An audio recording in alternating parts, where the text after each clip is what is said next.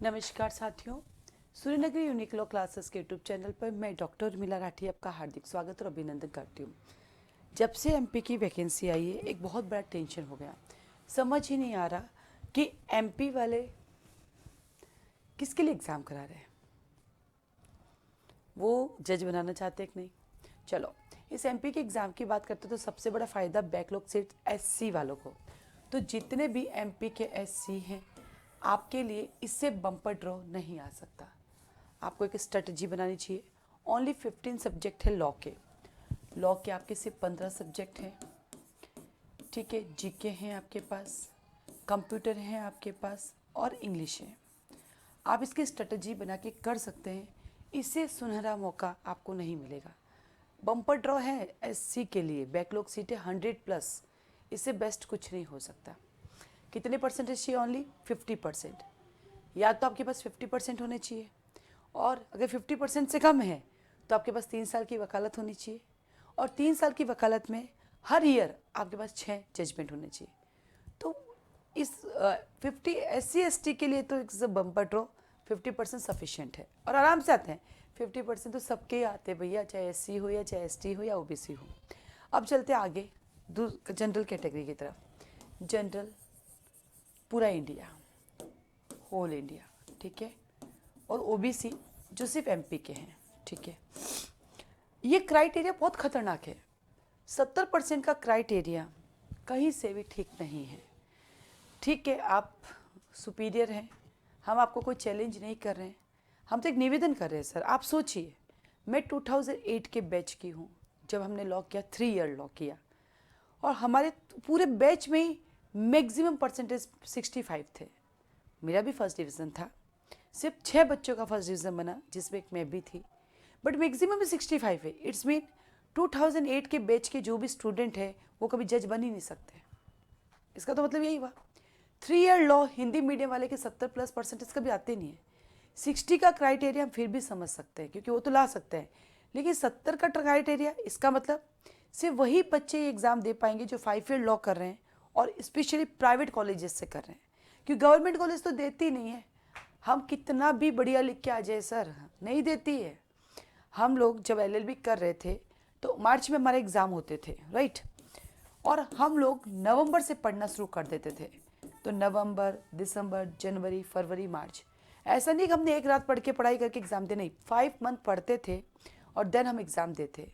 माना उस समय परसेंटेज 60, 61, 62, 63, लेकिन आज वो ज्ञान हमारे बहुत काम का रहा है। मैं एक बढ़िया कोचिंग चला रही हूँ और बहुत अच्छे कंटेंट दे रही हूँ और इंडिया को लॉ पढ़ना सिखा रही हूँ, उसमें कोई संदेह नहीं है।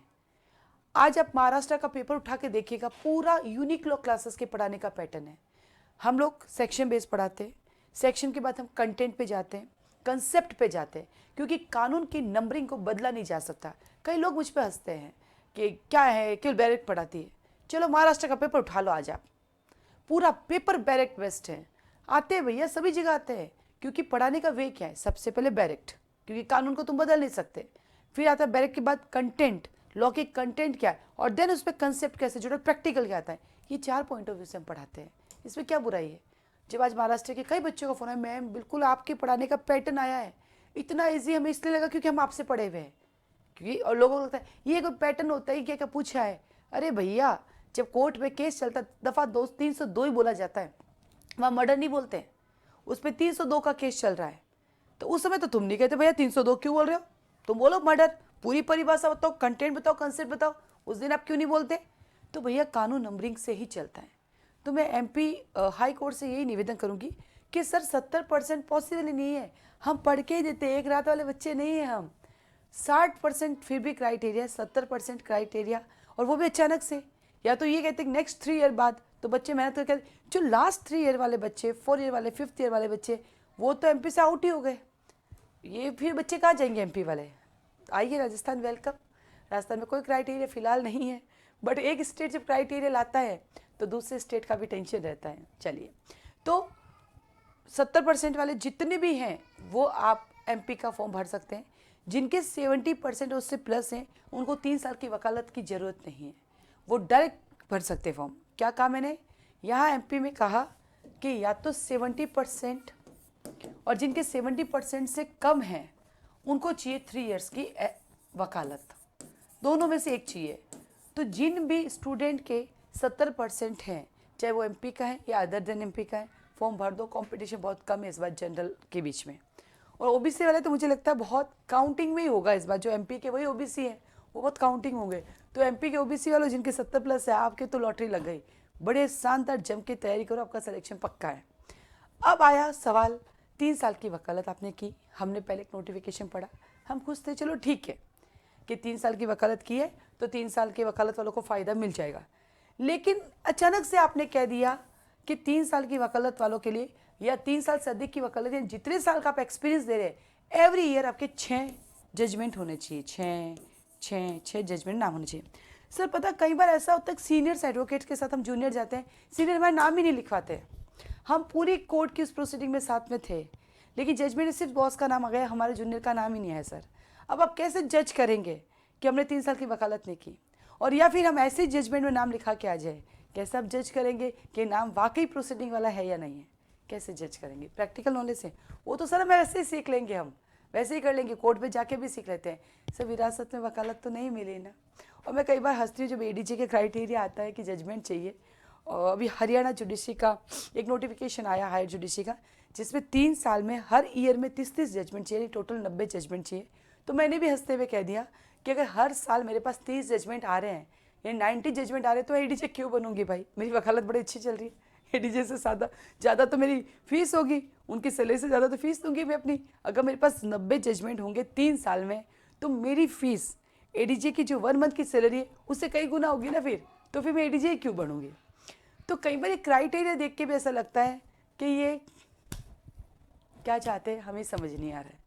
तो अब ये वाला क्राइटेरिया तो पूरा ही बकवास हो गया, पूरा बेकार। 3 साल की वकालत ठीक है, एनरोलमेंट ठीक है, एआईबी का एग्जाम ठीक है, लेकिन एवरी ईयर 6 जजमेंट में नाम नहीं लिखाते बॉस, और जाते ही हमें कौन केस देगा? सर विरासत में वकालत हो तो फिर भी माने, जब खुद से जाके जीरो से शुरुआत करनी है सर, तो स्टार्टिंग तो 3 साल सीखने में ही लग जाते हैं, जजमेंट में नाम कहाँ से लिख कर आएंगे? तो सर रिक्वेस्ट ही है कि कैसे करके इसको अमेंडमेंट करें और ये जजमेंट वाला हटा दे बस, और कुछ नहीं। और वो 70% वाला सर थोड़ा हम 3 ईयर लॉ वालों के लिए भी सोचें, हिंदी मीडियम वालों के लिए भी सोचें। नहीं तो एमपी में कोई भी हिंदी मीडियम वाला जज बन ही नहीं सकता, क्योंकि किसी भी हिंदी मीडियम वाले स्टूडेंट के पास 70% हो ही नहीं सकते। 3 इयर्स लॉ वालों के पास हो ही नहीं सकते, गवर्नमेंट कॉलेज वालों के पास हो ही नहीं सकते। मुझे आज भी याद है, मैं एक बार इंग्लिश का कोचिंग करने गई, तो हम कोचिंग में पढ़ रहे थे, तो सर ने बताया कि हरियाणा में एक इंग्लिश के टीचर हैं, ठीक है, वो जब भी कॉपी चेक करते हैं, वो किसी को भी उस कॉपी में 52 मार्क्स से अधिक नहीं देते हैं।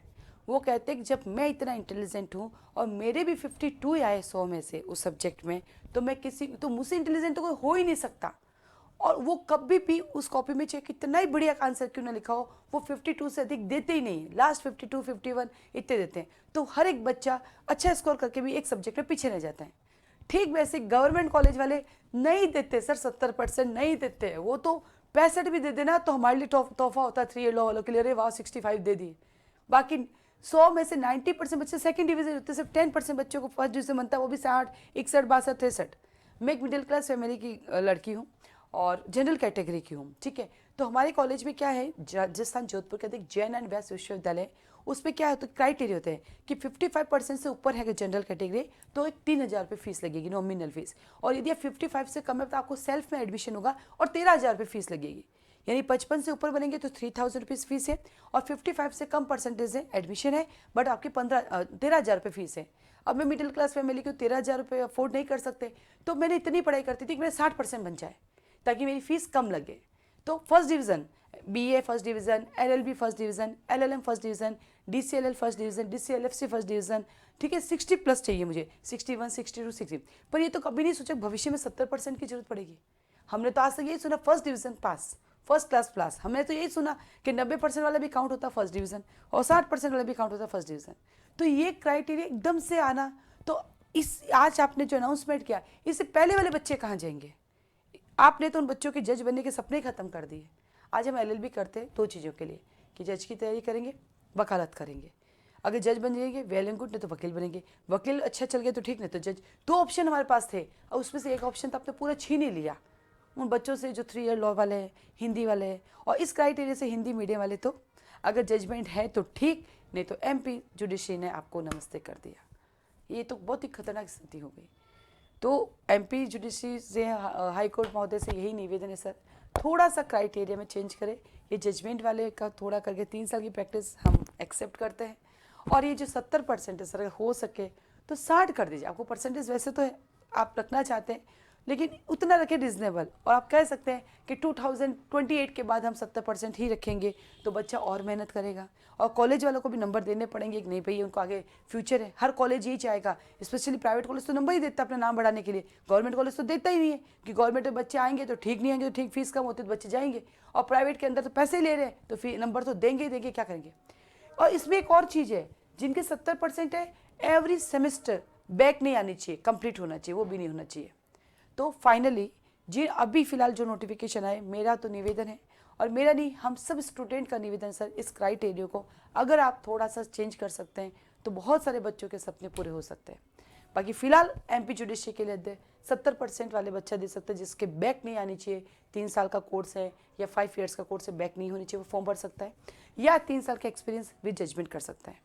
अगर किसी के पास मान लीजिए एक्सपीरियंस नहीं है पर उसके पास है, परसेंटेज सफिशिएंट है, और हाँ एक और चीज़, जिनके पास 70% सफिशिएंट है उनका एनरोलमेंट होना भी जरूरी नहीं है। ऐसा कहीं नहीं लिखा है कि एनरोलमेंट चाहिए। यह 2 क्राइटेरिया है कि या तो 70% वाले फॉर्म भर सकते हैं, या जिसने वकालत की है 70% से कम है, वकालत वाले हैं, तो उनका एनरोलमेंट होना चाहिए। साथ ही साथ एनरोलमेंट के 2 साल के अंदर आपका AIB का एग्जाम कंप्लीट हो जाना चाहिए, और जितने साल का भी तुम बार काउंसिल से जो सर्टिफिकेट लेके आओगे उस एवरी ईयर में आपके पास जजमेंट होने चाहिए, वो लोग ये फॉर्म भर सकते हैं। तो जितने भी लोग हैं जिनके 70+ भरे।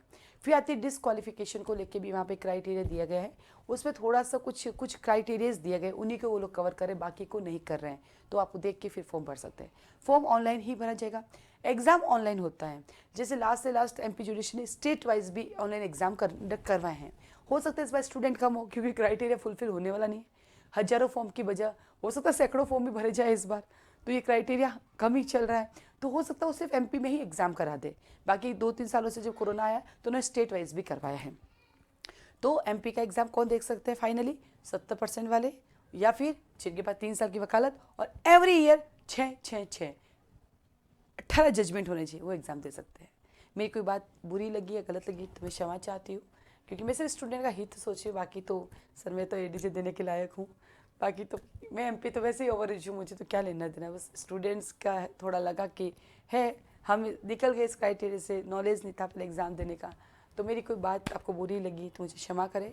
सिर्फ स्टूडेंट के हित का है, और स्टूडेंट आप सबसे भी कहूँगी कि हमारा काम सिर्फ रिक्वेस्ट करना, आप सब भी रिक्वेस्ट कीजिए, एक मेल डालिए एमपी हाई कोर्ट को, रिक्वेस्ट कीजिए, हो सकता है हम सबकी रिक्वेस्ट को मान ले और थोड़े से क्राइटेरिया में चेंजेस कर दें। आज के लिए धन्यवाद।